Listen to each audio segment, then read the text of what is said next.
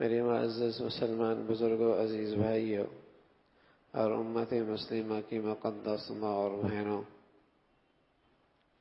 اللہ کے کلام میں دو نبیوں کا تذکرہ ہے، اور وہ دونوں نبی ایک دیوار بنا رہے، ایک مزدوری کر رہا، ایک مستری کا کام کر رہا، ایک پتھر لا رہا، دوسرا اسے ترتیب سے دیوار پہ چن رہا۔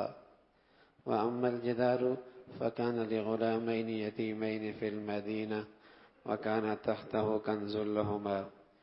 یہ دو نبیوں سے مزدوری کرائی جا رہی ہے، ایک نبی بھی مزدوری کر رہا، دوسری نبی بھی مزدوری کر رہا، یہ دیوار بنائی جا رہی ہے۔ بتایا جا رہا کہ اس دیوار کے نیچے خزانہ ہے، اور یہ بچے چھوٹے ہیں، اگر یہ گر گئی ان کا یہ خزانہ ضائع ہو جائے گا، اس لیے اللہ کی طرف سے حکم ملا ہے اس دیوار کو بنا دو، بچے بڑے ہو جائیں گے تب اپنا خزانہ زمین سے نکال لیں گے۔ تو فرمایا بھائی ان بچوں کی کیا خصوصیت ہے کہ جن کے خاطر دو نبیوں سے محنت کرائی جا رہی، دو نبیوں سے مزدوری کرائی جا رہی، ان کی کیا خصوصیت ہے؟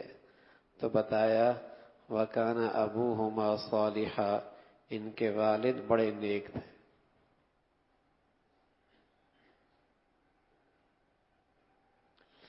قرآن کوئی ماضی کی کہانیاں نہیں سناتا کہ تذکرہ کر دیا، کہانی سنا دی بس۔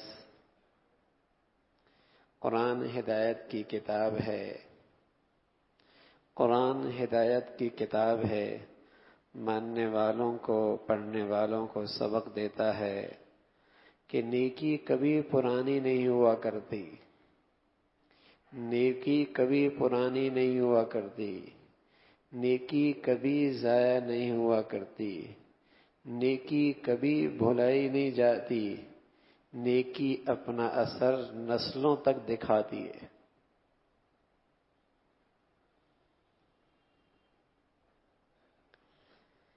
نیکی کبھی پرانی نہیں ہوتی، نیکی کبھی ضائع نہیں ہوتی، نیکی کبھی بے اثر نہیں ہوتی، نیکی نسلوں تک اپنا اثر دکھاتی ہے۔ پیارے رسول صلی اللہ علیہ وسلم فرمایا کرتے تھے کہ اللہ کہتے ہیں، اللہ جب یہ بندہ اپنی نیکیوں سے مجھے راضی کرتا ہے تو میں اسے برکت دیتا ہوں، اور پھر یہ برکت 7 پشتوں تک جاتی ہے۔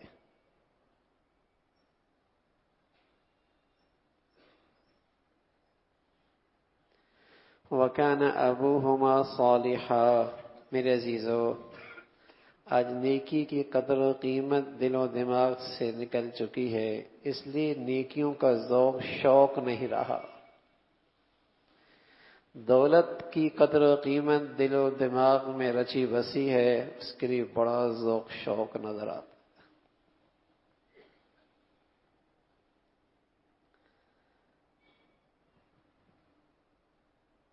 نیکیوں سے کچھ بنتا نظر نہیں آتا، کچھ ہونے کا یقین نہیں رہا، کچھ بنتا نظر نہیں آتا، کچھ ہونے کا یقین نہ رہا۔ اگر زندگی میں کچھ نیکیاں ہیں بھی تو وہ بھی رسمن، یقین سے خالی، وہ بھی رسمن، یقین سے خالی، کھوکھلی، بے جان، یقین سے خالی کہ اس سے میری زندگی بن سکتی ہے، اس سے میری زندگی سنور سکتی ہے، اس سے اللہ کی مدد آ سکتی ہے، اس سے میری مشکل حل ہو سکتی ہے، اس سے میری پریشانی ختم ہو سکتی ہے، اس سے میری اولادوں کے مسائل حل ہو سکتے ہیں۔ اگر نیکیاں ہیں بھی تو بے جان، یقین سے خالی۔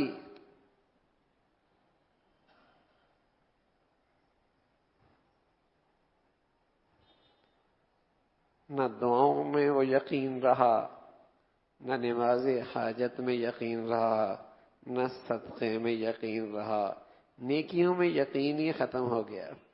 اور میرے عزیزو، امت جس قدر نبی کے زمانے سے دور ہوتی رہتی ہے، سب سے پہلے اس کی عبادات سے یقین جاتا ہے اور پھر اس کی زندگی سے عبادات بھی چلی جاتی ہے۔ نبی سے جس قدر امت دور ہوتی چلی جاتی ہے، سب سے پہلے اس امت کی نیکیوں سے یقین چلا جاتا ہے۔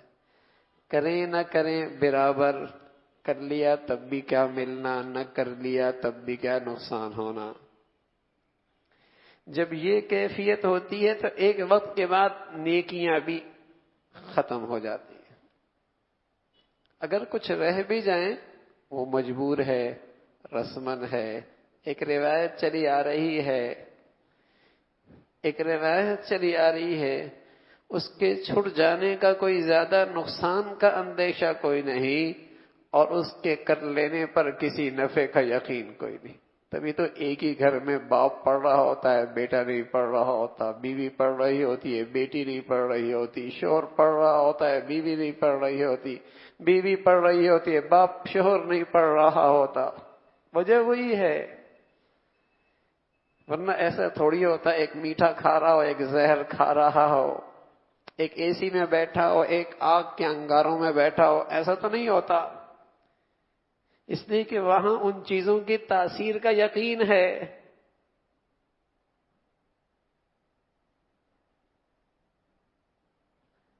تو جوں زمانہ نبی سے دور ہوتا چلا جاتا ہے، نیکیاں یقین سے خالی ہو جاتی، عبادات یقین سے خالی ہو جاتی۔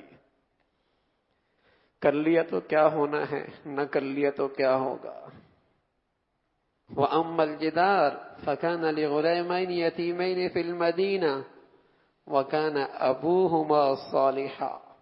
ان کے ابا نیک تھے، زمانہ گزر گیا، اللہ ان کے معاش کا انتظام نبیوں کی محنت سے کروا رہا۔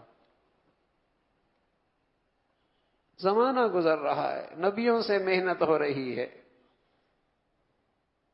خوبی کیا بتائی؟ وَكَانَ أَبُوهُمَا صَالِحًا، ان کے باپ نیک تھے۔ یہ خوبی تھی کہ اللہ نے ان کے مال کی تحفظ کی ذمہ داری اپنے اوپر لے لی۔ حضرت عائشہ رضی اللہ تعالی عنہ، ایک دن حضرت معاویہ رضی اللہ تعالی عنہ نے حضرت عائشہ رضی اللہ عنہ خدمت میں خط لکھا کہ اماں جان، اللہ کے رسول چلے گئے ہیں، مجھے کوئی نصیحت فرمائیں، میں زندگی میں اسے اپنے حفظ جان بنا لوں، کوئی مختصر سی نصیحت فرمائیں۔ تو جواب میں اما عائشہ رضی اللہ تعالی نے لکھا، فرمایا من التمس رضا اللہ بسخط الناس کفاہ اللہ مؤنۃ الناس، ومن التمس رضا الناس بسخط اللہ وکلہ الی الناس۔ ظاہر ہے عائشہ رضی اللہ تعالی نے وہ کہا جو انہوں نے اللہ کے حبیب صلی اللہ علیہ وسلم سے سنا، جو اللہ کے حبیب صلی اللہ علیہ وسلم سے سیکھا، تو لکھ کے بھیجا جو اللہ کی رضا تلاش کرتا ہے اور اس اللہ کی رضا پانے میں اگرچہ لوگ ناراض ہوں، اسے ان کی کوئی پرواہ نہ ہو، کفاہ اللہ مؤنۃ الناس، فرمایا اللہ اس کے کاموں کی ذمہ داری براہ راست خود لے لیتا ہے اور مخلوق سے اسے بے نیاز کر دیتا ہے۔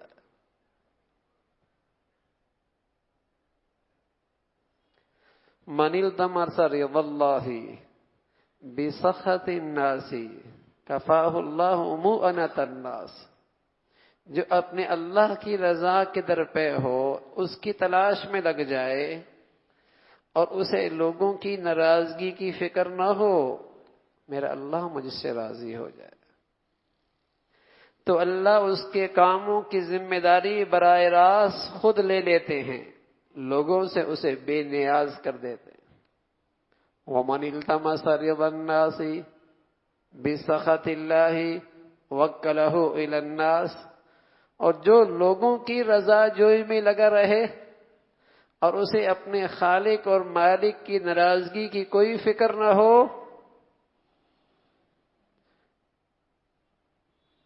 تو اللہ اس سے بے نیاز ہو جاتا ہے، اس سے بے نیاز ہو جاتا ہے، اسے مخلوق کے حوالے کر دیتا ہے۔ مخلوق خود محتاج ہے اور یہ ساری زندگی سرگرداں حیران رہتا ہے۔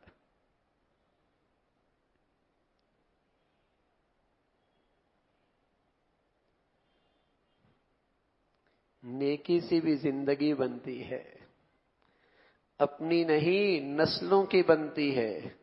اور میرے عزیزو، صرف دنیا نہیں، والباقیات الصالحات خیر عند ربک ثوابا وخیر عملا، یہ نیکیاں ہی ہیں جن پر تم اگلے جہان میں بھی تکیہ کر سکتے ہو، امیدیں باندھ سکتے ہو۔ یہ کرنسی تمہیں وہاں بھی بڑی کام آئے گی، دنیا میں بھی کام، آخرت بھی اسی سے سمر رہی۔ والباقیات الصالحات خیر عند ربک ثوابا وخیر عملا، یہی وہ دولت ہے جس سے امید باندھی جا سکتی ہے کہ ہر مشکل میں کام آئے گی، اگلے راستے کے ہر گھاٹی میں روشنی اسی سے ملے گی۔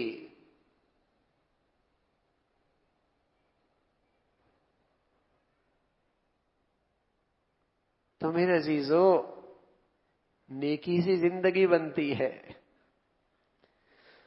مسلمانوں کا نیکی سے زندگی بننے کا یقین ہوا کرتا تھا، نیکی بننے سے یقین ہوا کرتا، اس لیے وہ کوئی مادی نقشہ بھی سبب کے طور پہ استعمال کرتے تو اس سے پہلے نیکی کا اہتمام کیا کرتے تھے۔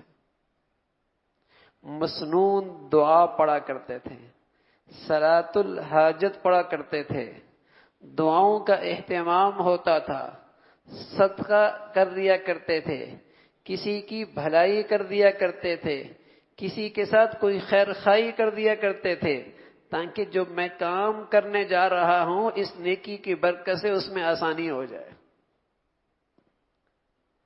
بچے باہر نکلتے ماؤں سے دعائیں لیا کرتے تھے، شوہر کام کے لیے نکلتا تھا، بیوی مسلح پہ بیٹھ جایا کرتی تھی، کہیں سفر درپیش ہوا کرتا تھا، پہلے اللہ سے مدد لی جاتی تھی، کوئی زندگی کا فیصلہ کرنا ہوتا تھا، پہلے نماز استخارہ پڑھی جاتی تھی، کسی مشکل کی طرف قدم اٹھتے تھے، پہلے اللہ کے سامنے ہاتھ بڑھ جایا کرتے تھے۔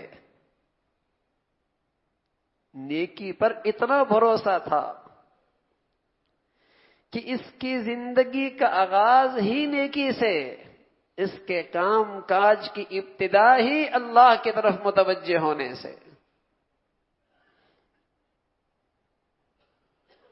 اس کا یہ پختہ عقیدہ تھا کہ میری زندگی بنے گی تو نیکیوں کی وجہ سے بنے، میری اولاد سنورے گی تو نیکیوں کی برکت سے، میری بچیوں کے مسئلے حل ہوں گے نیکیوں کی بدولت ہوں گے، میرا گھر کا سکون آئے گا، آباد ہوں گے نیکیوں کی برکت سے، کل میرے بچے بچیوں کی زندگی بنے گی نیکیوں کی بدولت بنے گی۔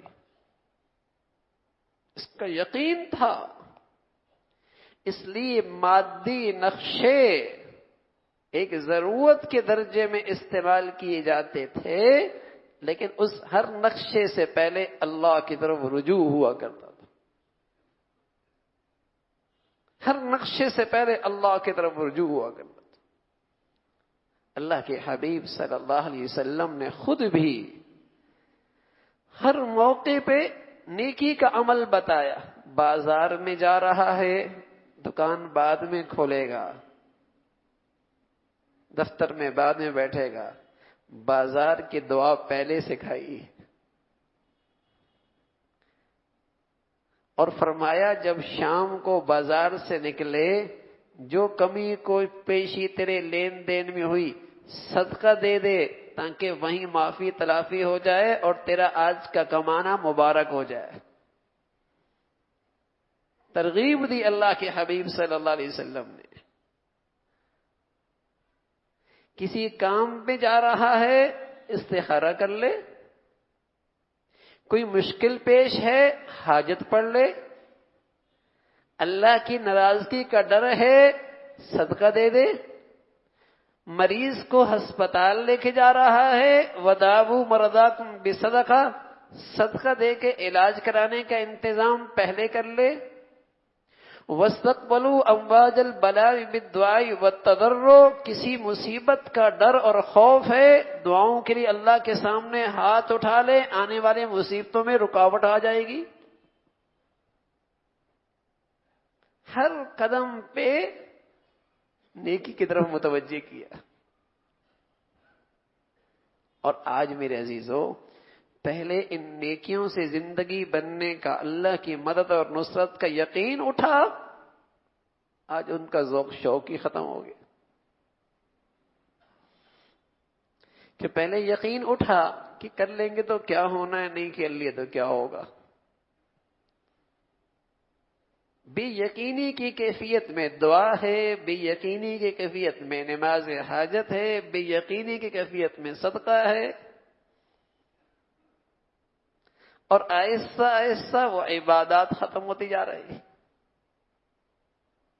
حالانکہ اللہ کا کلام بتا رہا نیکیوں سے فرد کی زندگی بھی بنی، اولاد کی زندگی بھی بن رہی ہے، دنیا بھی بن رہی ہے، آخرت بھی بن رہی ہے.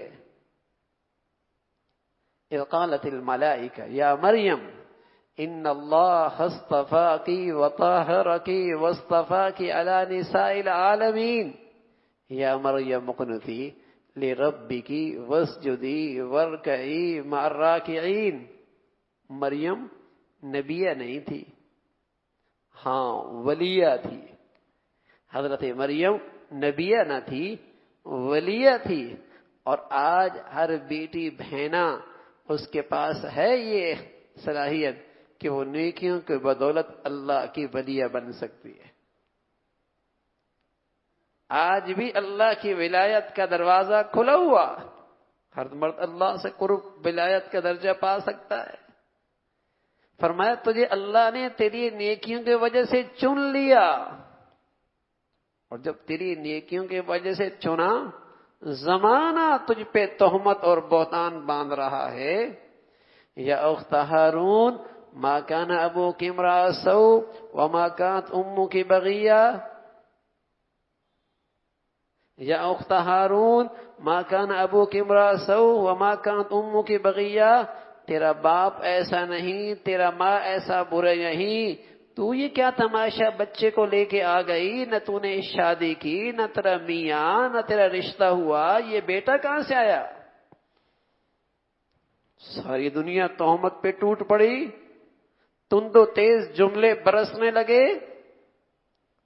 اللہ کی یہ نیک بندی، اس کی نیکی کام آتی ہے نا، اس کی نیکی کام آتی ہے. فاشارت الیہ قالوا کیف نکلم من کا، فرمایا میں تمہارا جواب نہیں دے سکتی، اس معصوم بچے ہی سے پوچھ لو. میں تمہارا جواب نہیں دے سکتی، اس معصوم بچے ہی سے پوچھ لو.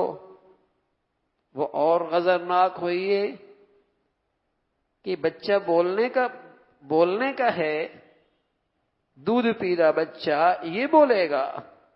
یہ کہنا تھا کہ بچہ بول پڑا. بچہ بول پڑا، کہنے لگا انی عبد اللہ آتانی الکتاب وجعلنی نبیا وجعلنی مبارکا اینما کنت واوصانی بالصلاة والزکاة ما دمت حیا وبرا بوالدتی ولم یجعلنی جبارا شقیا والسلام علی یوم ولدت ویوم اموت ویوم ابعث حیا ذلک عیسی ابن مریم. ایسی شاندار تقریر کی، اماں کی پاک دامنی کا ایسا اعلان کیا کہ قیامت تک آنے والی بیٹیوں بہنوں کے حوصلے بڑھا دیے. اللہ کی نیک بندی بنو، پھر دیکھو اللہ تمہارے لیے کیسے مشکلات سے راستہ نکالتا۔ ایسا بولا کہ قیامت والی بیٹی بہنوں کے لیے راستہ کھول دیا۔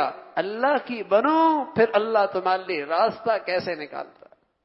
حوصلے سے اللہ کی طرف بڑھو، ہمت سے کام لو، نیکی میں ایک دوسرے سے سبقت کرو، اللہ کی ذات پہ اعتماد اور یقین رکھو، پھر اللہ اپنی قدرت سے تمہارے مسائل کا حل پیش کرے۔ یہاں بظاہر کون سا حل کی شکل تھی؟ سارا زمانہ مخالف، سبھی کیڑے نکالنے والے، سبھی تن اور تنقید کرنے والے۔ کون گواہی دے، کون پاک دامنی کا اعلان کرے؟ اللہ نے اپنا نظام بدلا، سنت بدلی، قدرت دکھائی۔ اللہ نے اپنا نظام بدلا، سنت بدلی، قدرت دکھائی کہ معصوم بچے اس موسم میں بولا نہیں کرتے، لیکن میری مریم کی خاطر آج اس بچے کو بولنا ہوگا۔ بولا تو خوب بولا۔ نیکی تو نیکی ہے، اس کی تو بڑی طاقت ہے۔ وہ تو اللہ کی قدرت کو کھینچنے کا سامان ہے، اللہ کی مدد اور نصرت کو کھینچنے کی چیز ہے، اللہ کی رحمت کو کھینچ کے ڈھولی میں ڈالنے والی چیز ہے۔ نیکی کوئی ایسی چیز نہیں کہ کی اور بھولی گئی، کی اور اس کی تاثیر کوئی نہ ہو۔ ہاں، نیکی نیکی کر کے کرو، اس کے پیچھے یقین کی دولت بھی ہو اور اس نیکی میں نبی کا طریقہ بھی ہو، وہ نیکی اپنی تاثیر ضرور دکھاتی۔ اس نیکی کے پیچھے یقین کی دولت بھی ہو اور اس نیکی کو اللہ کی رضا سنت کے مطابق بھی کرو، وہ نیکی اپنی تاثیر ضرور دکھاتی۔ تو مسلمان معاشرے میں جب نیکیوں پہ یقین تھا اور جب کی یقین سے کی جاتی تھی، تو جب کوئی نیکی کا موسم ہوتا تو فضا بڑی پر نور ہو جایا کرتی تھی۔ جیسے سیزن لگتا ہے نا، سیزن لگتا ہے تو آدمی ہر کاروباری اپنی ترتیب اس سیزن کے مطابق بنا لیا کرتا ہے، چہل پہل شروع ہو جاتی ہے، سوچ فکر بیچارے شروع ہو جاتا ہے۔ ایسی مسلمانوں میں رمضان کا مہینہ اور پھر آنے والا یہ عشرہ ذی الحجہ، یہ نیکیوں کا موسم بہار ہوا کرتا تھا۔ عالم اسلام میں منظر ہی بدل جایا کرتا تھا، پورے عالم اسلام میں منظر ہی بدل جایا کرتا تھا۔ رمضان کا مہینہ اور یہ عشرہ ذی الحجہ جو 2-3 دنوں کے بعد شروع ہونے والا ہے، مسلمانوں کے ماحول میں نیکیوں کی رونق شروع ہو جایا کرتی تھی۔ اس لیے کہ اللہ کے حبیب صلی اللہ علیہ وسلم نے بتایا کہ اللہ کے ہاں سب سے عزت والے، حرمت والے دن وہ عشرہ ذی الحجہ کے یہ 10 دن ہیں، اور فرمایا اس میں کثرت سے تسبیح کرو، تحلیل کرو، تحمید کرو، سبحان اللہ، لا الہ الا اللہ، الحمدللہ، اور یہ ساری چیزیں تیسرے کلمے میں آ گئیں، سبحان اللہ والحمدللہ ولا الہ الا اللہ واللہ اکبر۔ فرمایا ان دنوں میں اسے کثرت سے کرو، اور فضیلت بتائی، ایک دن کا روزہ، اس کی بدولت اللہ 1 سال پہلے 1 سال بعد کے سارے صغیرہ گناہ معاف فرما دیتے ہیں۔ اور اس کی رات کی عبادت کی فضیلت بتائی، اور فرمایا عشرہ عرفہ کا دن، اس کا روزہ، جہاں یہ فضیلت ہے کہ 1 سال پہلے 1 سال بعد کے روز گناہ معاف ہوتے ہیں، ہاں، وہاں تو یہ بھی بتایا کہ اس کی برکت سے اللہ نیکیوں میں بھی خوب اضافہ فرماتے ہیں۔ اب روزہ 9 دن رکھیں یا صرف عرفہ کا رکھ دیں؟ صرف عرفہ کا رکھ دیں، اس کی بڑی فضیلت ہے۔ تو میرے عزیزو، یہ مسلمانوں کا ایک موسم ہے عبادات کا، کثرت سے مسلمان ان دنوں میں عبادت کرتے ہیں۔ اور 2 عبادات تو اس موسم میں ایسی ہیں جو پورے سال میں ادا نہیں ہوتی، صرف انہی دنوں میں ادا کی جا سکتی۔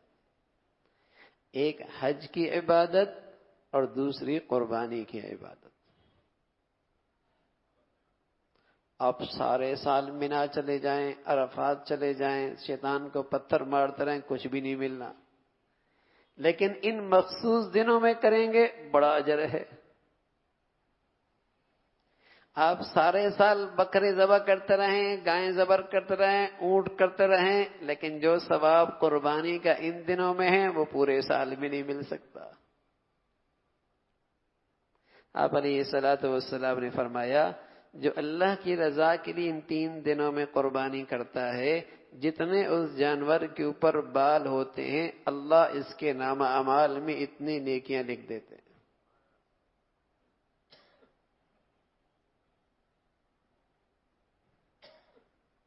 یہ عبادت بھی ایسی ہے۔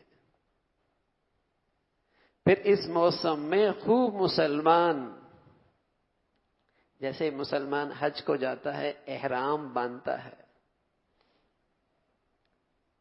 اور احرام کی وجہ سے اس پر بہت ساری پابندیاں آ جاتی ہیں، سلا ہوا کپڑا نہیں پہننا، خوشبو نہیں لگانی، اور ان پابندیوں میں یہ بھی ہے ناخن نہیں کاٹنا، بال نہیں کاٹنے۔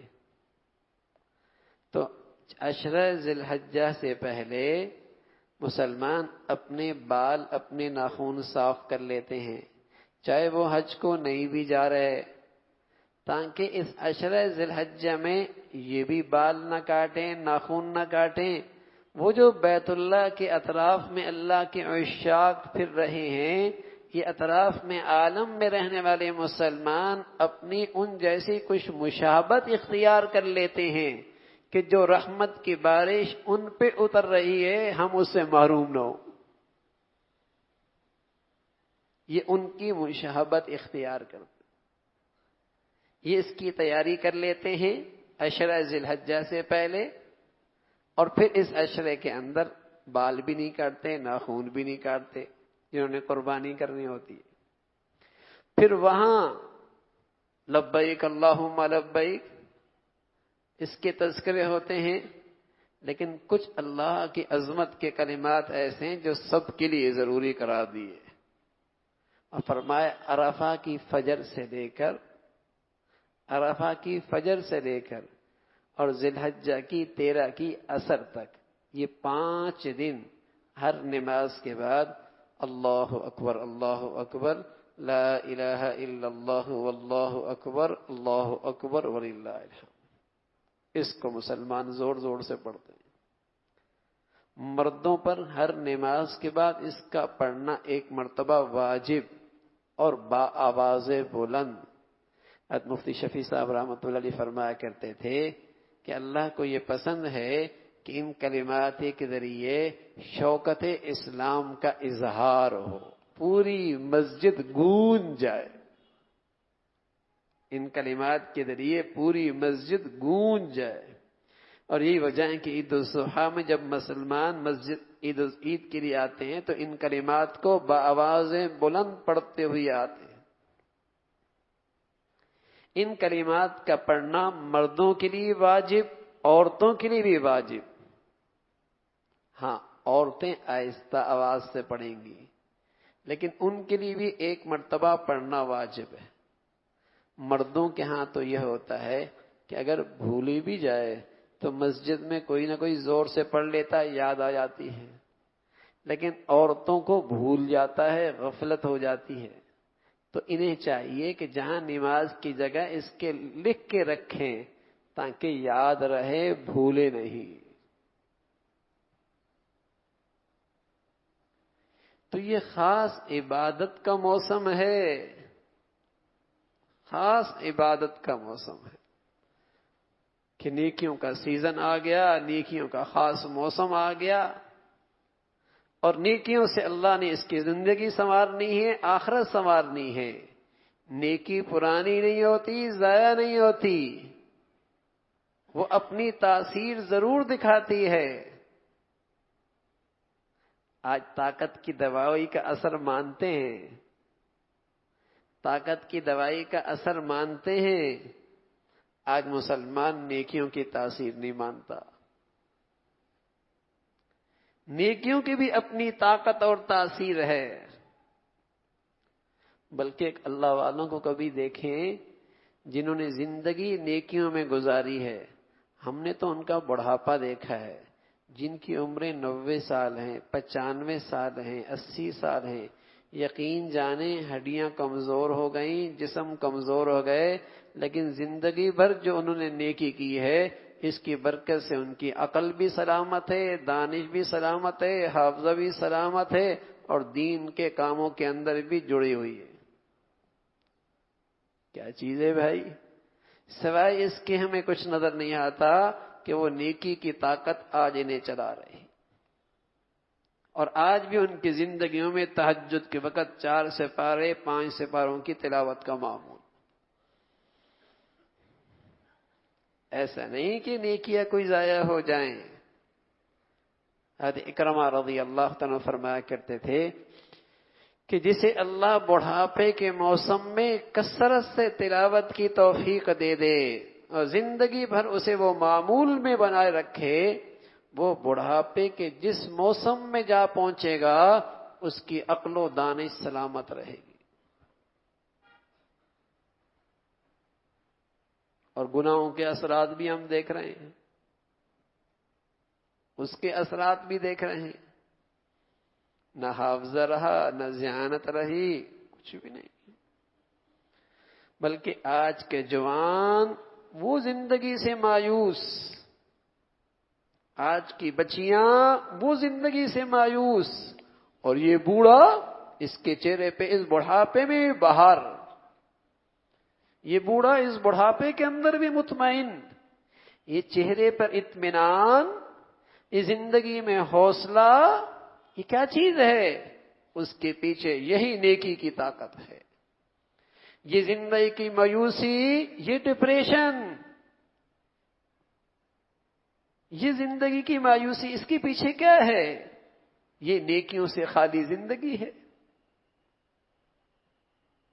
یہی نیکیوں سے خالی زندگی ہے۔ اللہ کے نیک بندے جن کی زندگیاں نیکی میں گزری ہیں، بڑھاپے میں بھی ان کے چہروں پہ تازگی، اطمینان نظر آتا ہے، اور جن کے اعصاب جوانی کے، اور بظاہر ان کی جوانی کا عمر، لیکن ان کی زندگیوں پہ، چہروں پہ مایوسیاں آپ کو نظر آئیں گی، زندگی سے بیزار نظر آئیں گے۔ تو میرے عزیزو، نیکی پرانی نہیں ہوتی، نیکی بے اثر نہیں ہوتی، نیکی بھولی نہیں جاتی، یہ اپنا اثر دکھاتی ہے۔ شیخ عبد الرحیم راجپوری رحمۃ اللہ علیہ، جن کی عمر 106 سال تھی، حضرت کا فتاوی رحیمیہ ہے کئی جلدوں میں، اس بڑھاپے کے اندر بھی حضرت کی بینائی چلی گئی۔ حافظے کا یہ عالم تھا کہ آپ بتاتے تھے کہ مسئلہ فلاں صفحے کے فلاں جگہ پر اس باب میں یوں مسئلہ یوں لکھا ہوا ہے۔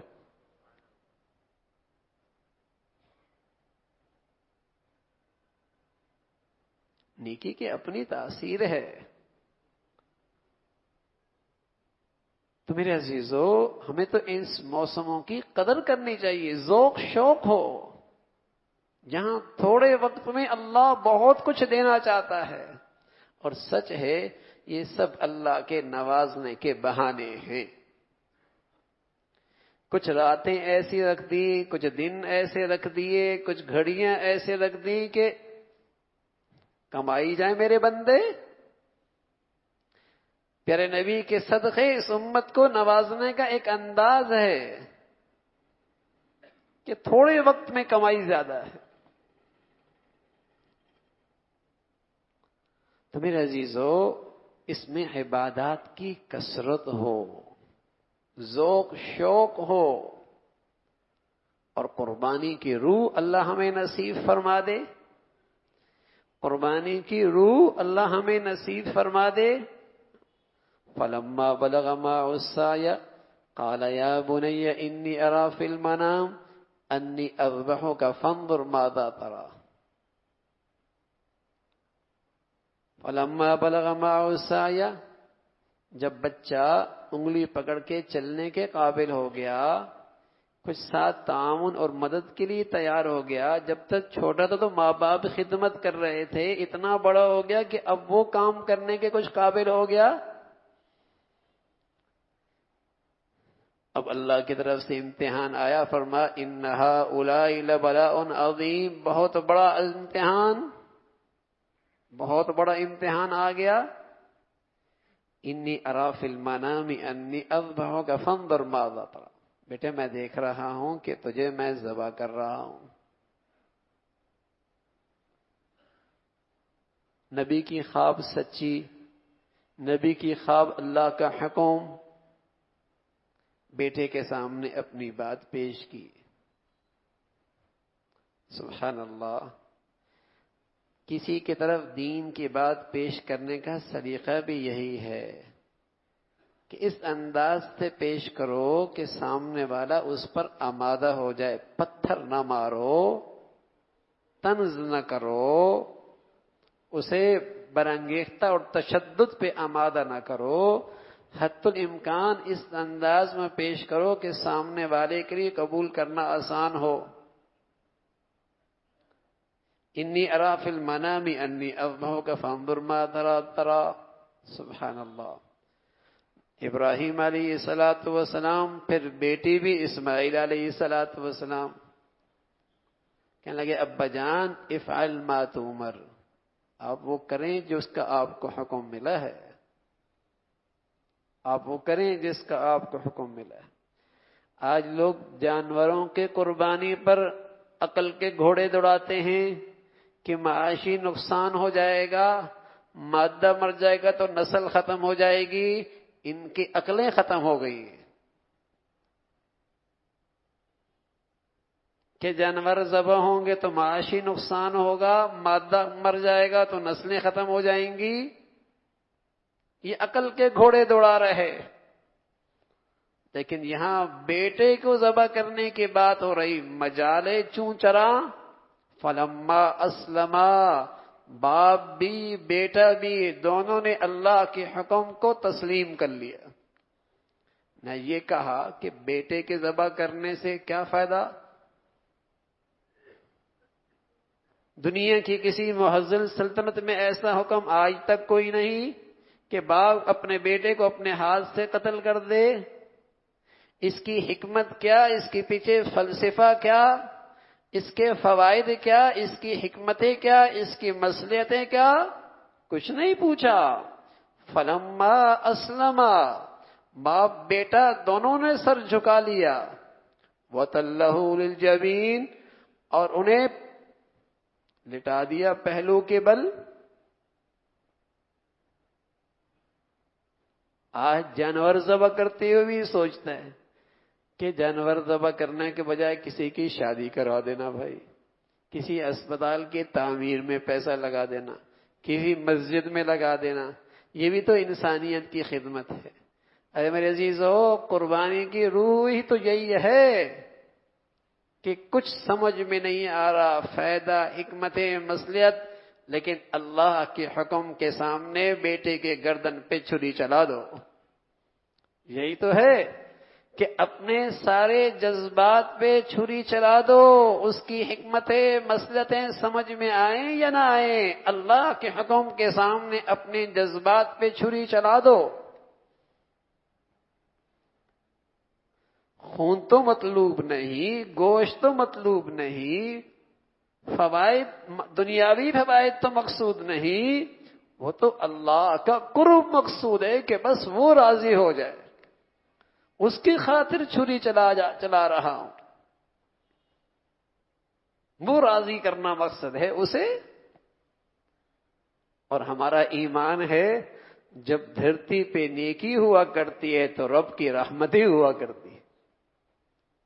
ہمارا ایمان ہے جب دھرتی پہ اللہ کا حکم پورا ہوا کرتا ہے پھر اللہ کی رحمتیں ہوا کرتی ہیں۔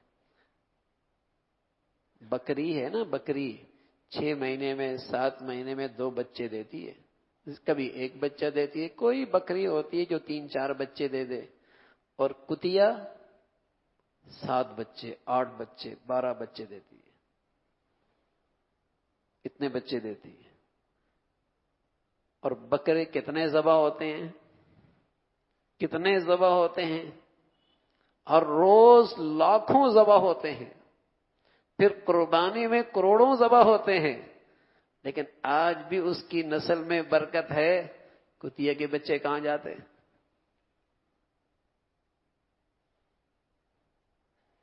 ارے میرے عزیزو، ہماری عقلیں ایک حد تک ہیں، اللہ کی قدرت کا نظام اس سے بھی آگے ہے۔ ہمارا تو یہ ایمان ہے جہاں اللہ کے حکم کی تعمیل ہوگی اس زمین پر اللہ کی برکتیں اور رحمتیں ہوں گی۔ کیسا اللہ نسلوں کو بڑھائے گا، کیسے اللہ اس میں برکتیں دے گا، کیسی اللہ اس کی نسلوں میں بڑھوتری دیں گے، یہ اللہ کی شان ہے۔ ہمیں تو اس اللہ کے حکم کی تعمیل کرنی ہے۔ فلما اسلم وتلہ للجبین، جھک گئے، لٹا دیا، اور لٹانے کے بعد چھری بھی چلا دی۔ لکھا ہے کہ حضرت اسماعیل علیہ السلام کہنے لگے، ابا جان میرے کپڑے سمیٹ لینا اور میرے چہرے کو زمین کی طرف کر دینا۔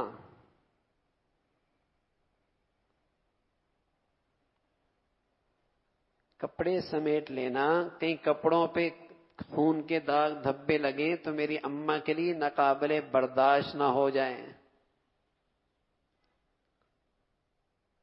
میرا چہرہ زمین کے بل کر دینا، کہیں ایسا نہ ہو کہ میرے چہرے پہ آپ کی نظریں پڑیں تو کہیں اللہ کے حکم کی تعمیل میں تاخیر نہ ہو جائے، جلدی کر لینا۔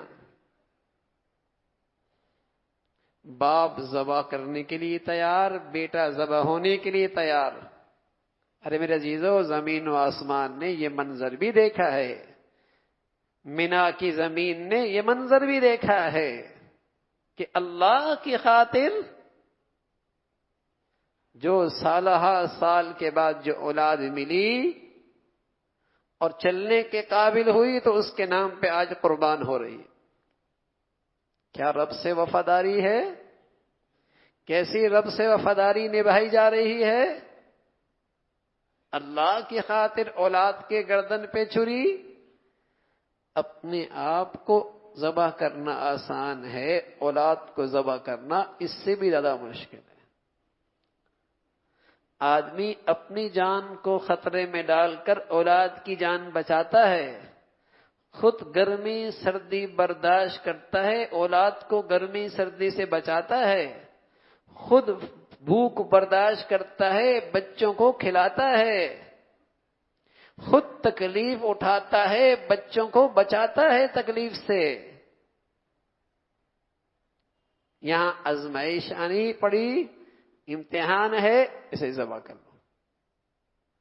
وَنَادَيْنَاهُ أَن يَا إِبْرَاهِيمُ قَدْ صَدَّقْتَ الرُّؤْيَا قَدْ صَدَّقْتَ الرُّؤْيَا، اللہ کی طرف سے آواز آئی، ابراہیم تم نے سچ کر دکھایا، تم نے سچ کر دکھایا۔ وَفَدَيْنَاهُ بِذِبْحٍ عَظِيمٍ، اللہ نے ایک بڑا ذبیحہ وہاں سے بھیجا، اور حضرت ابراہیم علیہ السلام نے اس پہ چھری چلائی۔ تو حضور علیہ السلام سے عرض کی، یا رسول اللہ یہ قربانی کیا چیز ہے؟ فرمایا سنت ابیکم ابراہیم، یہ تمہارے ابا ابراہیم کی سنت ہے۔ تو تھانوی رحمۃ اللہ علیہ فرمایا کرتے تھے، آپ کی سنت تو یہی تھی کہ بچے کے گردن پہ چھری چلائی ہے، بچے کے گردن پہ چھری چلائی ہے، وہ تو اللہ نے جنت سے انتظام فرما دیا۔ تو میرے عزیزو، اگر جب قربانی کر رہا تو مسلمان اسی جذبے کے ساتھ اے اللہ آپ کا حکم آج جانور ذبح کرنے کا ہے، اگر آپ اپنی ہماری قربانی مانگیں، اولاد کی مانگیں، سب کچھ قربان کرنے کے لیے تیار ہے۔ اس لیے جب قربانی کرتے ہیں تو یہ آیت پڑھتے ہیں ان صلاتی ونسکی ومحیای ومماتی للہ رب العالمین، اے اللہ میری نماز بھی، میری قربانی بھی، میری زندگی بھی، میری موت بھی سب تیری خاطر ہے، سب تیرے نام پہ قربان ہے، میری نماز بھی، میری قربانی بھی، میری زندگی بھی، میری موت بھی، اے اللہ سب تیرے نام پہ قربان ہے۔ تو میرے عزیزو، یہ عظیم و شان عبادت کا موسم ہے۔ قربانی کی ظاہری شکل بھی خوب اختیار کی جائے اور اس کی روح کو بھی زندہ کیا جائے کہ ہر محبت سے بالا تر، ہر جذبے سے بالا تر اللہ کا حکم ہے، ہر محبت سے بالا تر اور ہر جذبے سے بالا تر اللہ کا حکم ہے۔ یہ روح بھی زندہ ہو اور قربانی کی ظاہری شکل بھی خوب اختیار کی جائے۔ حضرت علی رضی اللہ تعالیٰ عنہ نے 2 بکرے ذبح کیے، حضرت علی پر ایک واجب تھا، فرمایا علی یہ دوسرا کس کا؟ فرمایا یہ میں اللہ کے نبی کی طرف سے کر رہا ہوں۔ اللہ کے نبی نے 2 سفید 2 کالے بکرے ذبح کرنے لگے، فرمایا یہ فلاں کا، یہ فلاں کا، اور فرمایا یہ میری امت کے غریب مسلمانوں کا، غریب امت کے غریب مسلمانوں کی طرف سے قربانی ہے۔ تو میرے عزیزو، اللہ کے حبیب نے ہماری طرف سے قربانی کی ہے۔ آج جن مسلمانوں کو اللہ نے خوشحالی دی ہے، وسائل دی ہیں، وہ بھی اپنے نبی کو اپنی قربانیوں میں یاد رکھا کریں۔ میری نبی کی شان تو ویسی بڑی عظمت والی ہے، اللہ کے بہت بلند مرتبے پہ اللہ کے یہاں فائز ہیں، اس نسبت سے ہمارا بھلا ہو جائے گا، ہمارا بھلا ہو جائے گا۔ تو قربانی کی ظاہری شکل کی بھی کثرت ہو، اس لیے کہ یہ نیکی آپ کو پورے سال نہیں مل سکتی، یہ نیکی پورے سال سے نہیں مل سکتی۔ ہر نیکی کی اپنی تاثیر ہے۔ اگر 4 من آپ گوشت بازار سے خرید کے صدقہ کر دیں، صدقے کا ثواب ملے گا، قربانی کا ثواب نہیں مل سکتا۔ وہی رقم لے کر کسی غریب کو کھانا کھلا دیں، کھانے کا ثواب ملے گا، قربانی کی تاثیر نہیں ملے گی۔ اس کی اپنی تاثیر ہے، اس کا اپنا ثواب ہے، اور وہ ان صرف 3 دنوں میں ملتا ہے۔ تو مسلمان اپنے وسائل کی حد تک کثرت سے قربانیاں کرتے ہیں۔ نابالغ اولاد پر قربانی واجب نہیں، لیکن جن اللہ نے دیا ہے، یہ نیکی کا موسم ہے، اپنی نابالغ اولاد کی طرف سے بھی قربانی کر دیتی ہے۔ اپنے ماں باپ جو دنیا سے چلے گئے، ان کی طرف سے قربانی واجب نہیں، لیکن اولاد سعادت مند ہے، اللہ نے وسائل دیے، ان کی طرف سے بھی قربانی کرتے ہیں، اس لیے کہ یہ نیکیاں پھر پورے سال کہاں ملتی ہیں، پھر پورے سال کہاں ملتی ہیں۔ تو قربانی کی ظاہری شکل بھی کثرت سے ہو۔ ہاں، کوئی ایسا طریقہ ایسا اختیار نہ کیا جائے جو نام و نمود کا ہو، دکھلاوے کا ہو، حتی الامکان ایسی نمائش کی شکلیں سے اجتناب کیا جائے، اللہ کی رضا کا جذبہ ہو، اور اس میں جس قدر کثرت ہو سکے آسانی ہو، جس قدر کثرت ہو اس میں آسانی سے اسے کثرت سے کرنا چاہیے۔ سنت تو یہی ہے کہ گوشت کے 3 حصے تقسیم کیے جائیں، غریبوں میں، رشتہ داروں میں، اپنے لیے بھی رکھ سکتے ہیں، اور یہ بھی کر سکتے ہیں کہ سارا بھی تقسیم کر سکتے ہیں، یہ بھی رکھ سکتے ہیں، زیادہ بھی اپنے پاس رکھتے ہیں، سب کی اجازت ہے، لیکن کس جذبے سے کر رہا ہے یہ جذبہ ہونا چاہیے، صرف اللہ کو راضی کرنا مقصد، اس اللہ کی رضا کے لیے یہ کر رہے ہیں، اس جذبے کے ساتھ۔ تو میرے عزیزو، قربانی کی ظاہری شکل بھی خوب اختیاری کی جائے، اور قربانی کی جو باطنی روح ہے اور اس کی جو روح ہے اس کا بھی خوب اہتمام کیا جائے، اور وہ یہ ہے کہ اللہ رب العزت کا محبت اور اس کا حکم ہر جذبے سے بالا تر ہے۔ اللہ مجھے بھی اور آپ کو بھی جو کچھ کہا سنا عمل کی توفیق نصیب فرما دے۔ آخر دعوان الحمدللہ رب العالمین۔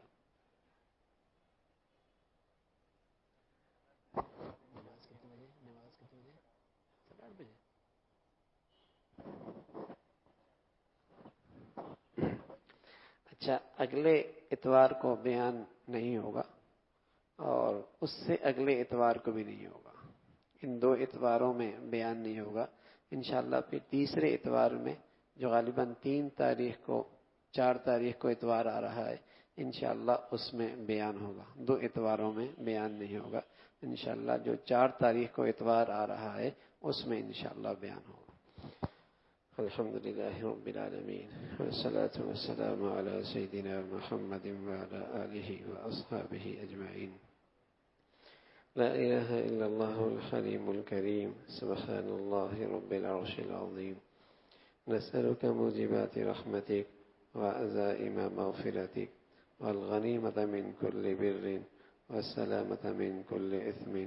اللهم لا تدع لنا ذنبا إلا غفرته يا أرحم الراحمين، ولا هما إلا فرجته، ولا حاجة هي لك رضا إلا قضيتها يا أرحم الراحمين۔ ربنا ظلمنا أنفسنا وإن لم تغفر لنا وترحمنا لنكونن من الخاسرين۔ ربنا ظلمنا أنفسنا وإن لم تغفر لنا وترحمنا لنكونن من الخاسرين۔ یا حی یا قیوم یا ذا الجلال والاکرام یا ارحم الراحمین۔ جو کچھ کہا سنا عمل کی توفیق نصیب فرما۔ اے اللہ ایمان والی، سکون والی، چین والی، راحت بھری زندگی نصیب فرما۔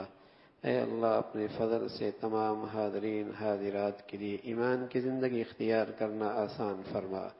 اے مولا پورے دین پہ چلنا آسان فرما، ہر گناہ سے ہر گندگی سے بچنا آسان فرما۔ اے اللہ اعمال صالحہ کا ذوق شوق نصیب فرما، صحیح یقین نصیب فرما، اپنی ذات پہ کامل ایمان یقین نصیب فرما۔ اے اللہ اپنی فضل سے ہر قسم کے بے یقینی، اے اللہ کمزوریوں سے ہم سب کو محفوظ فرما۔ عافیت والی، ایمان والی، صحت والی زندگی نصیب فرما۔ اے اللہ اپنے فضل سے لقمہ حلال نصیب فرما، برکت والی زندگی، برکت والی روزی نصیب فرما۔ اپنے فضل سے ہر قسم کے حادثات سے، سانحات سے، موذی اور دیرپا بیماریوں سے محفوظ فرما۔ اے اللہ بری زندگی سے، بری صحبت سے، برے ماحول سے محفوظ فرما، نیک صحبت، نیک دوست، نیک ماحول نصیب فرما۔ اے اللہ زمینی آسمانی آفات سے محفوظ فرما، کلمے والی زندگی، کلمے والی موت نصیب فرما۔ اپنی اولاد کی تربیت کا سلیقہ، اے اللہ صحیح رہنمائی ہم سب کی فرما۔ اے اللہ اپنی اولاد کی تربیت کا صحیح سلیقہ ہم سب کو عطا فرما۔ اولادوں کے فتنوں سے، آزمائشوں سے، نافرمانیوں سے محفوظ فرما۔